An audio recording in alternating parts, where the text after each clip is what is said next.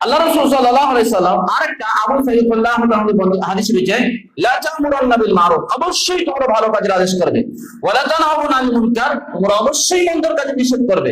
আও লা তুশরিকুল্লাহ, যদি তোমরা এটা না করো, সম্ভবত আশা করা যাচ্ছে যে আল্লাহ রাব্বুল আলামিনের পক্ষ থেকে আযাব আসবে। ওয়া আনতা আল্লাহ ইস্তাজাব লাকুম, তোমরা দোয়া করবে আর দোয়া কবুল হবে না। কি করবে? দোয়া করবে আর দোয়া আল্লাহ রাব্বুল আলামিন কবুল করবেন না।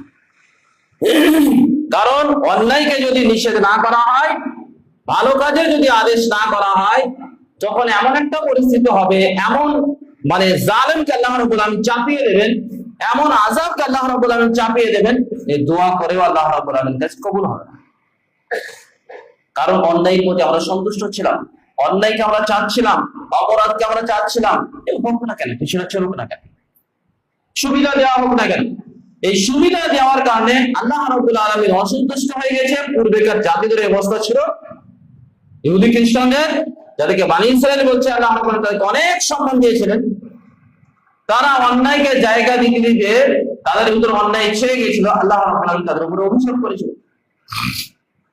ওরকম ভাবেই যদি ভালো কাজকে ভালো না মনে করা হয়, খারাপ কাজকে যদি খারাপ না মনে করা হয়, খারাপকে যদি নিষেধ না করা হয়, তো এমন একটা পরিস্থিতি আসবে, খারাপকে খারাপও বলতে পারবেন না আপনি।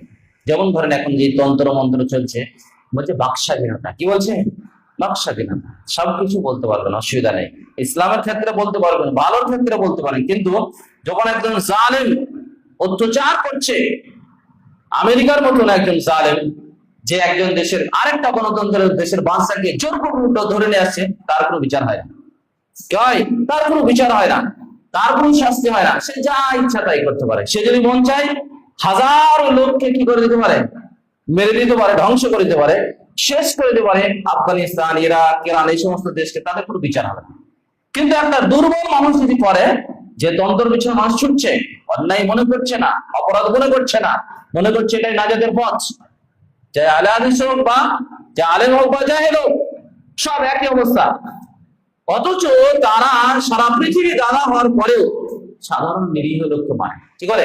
হাজার হাজার হাজার হাজার কোটি কোটি লোককে মেরে দিল, তবু তাদের কোনো বিচার আচার কিছু হয়নি। তাকে অপরাধ মানুষ মনেই করে না। কি করে না? তারা তো মনেই করে না, মুসলিমরা অপরাধ মনে করছে না। এই যে অপরাধ না মনে করা, এটা একটা বড় সমস্যা। তারা যা পাপ করছে, সেই পাপ সবারই উপর চেপে যাবে। যারা যারা মনে করছে, যারা যারা সন্তুষ্ট আছে এর প্রতি, সবার উপর চেপে যাবে।